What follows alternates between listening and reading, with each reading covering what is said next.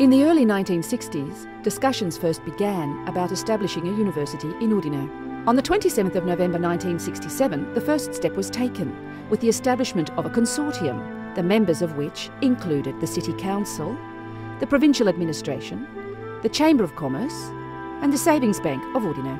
The consortium had its headquarters initially in Palazzo Antonini, which was one of the first buildings the consortium acquired. And later it moved headquarters to Via Mantica. For some years there had been increasing disgruntlement in Friuli about the lack of higher education services available to young people locally. The need to respond to this issue was becoming even more pressing as people began demonstrating on the streets. These demonstrations had the support of the Archdiocese of Udine, and this support was demonstrated directly with backing from the Archbishop himself, Monsignor Alfredo Battisti.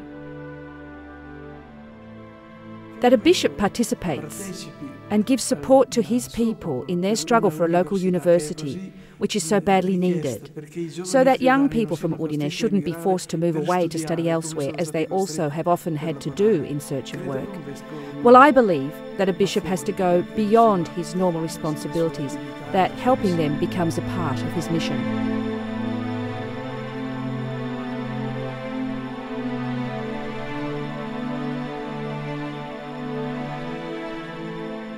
In 1976, a devastating earthquake shook Friuli. The destruction brought despair to the local community. However, rebuilding initiatives also provided an opportunity to include and to revive the struggle for the establishment of the university. But there was still a long way to go. By the 1970s, a petition had gathered many signatures in support of a proposed legal initiative for the establishment of a university in Friuli. The collecting of signatures took place even in the tent cities, amongst the people who had lost their homes in the earthquake.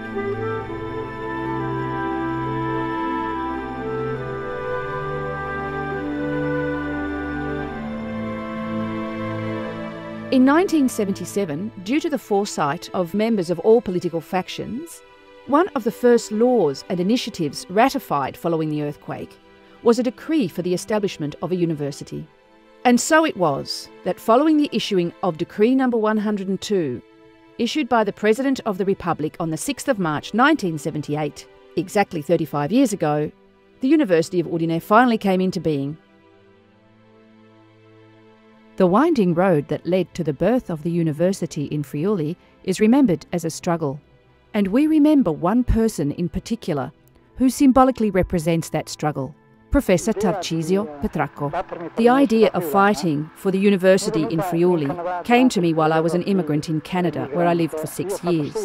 It was while I was in Canada I noticed that the Italians, including the colony of immigrants from Friuli, were amongst those immigrants with the lowest levels of education.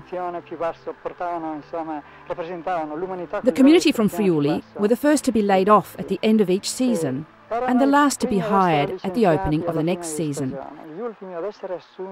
These Friulani were really humiliated by this treatment. But these people's lack of education was immediately apparent in their behaviour and demeanour.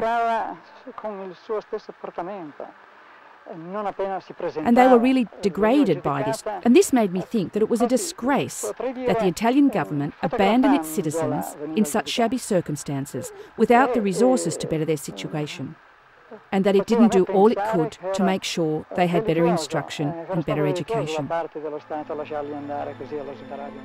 Shoulder to shoulder with Petracco in the front lines were ordinary citizens, intellectuals, priests, and in particular, many, many young people.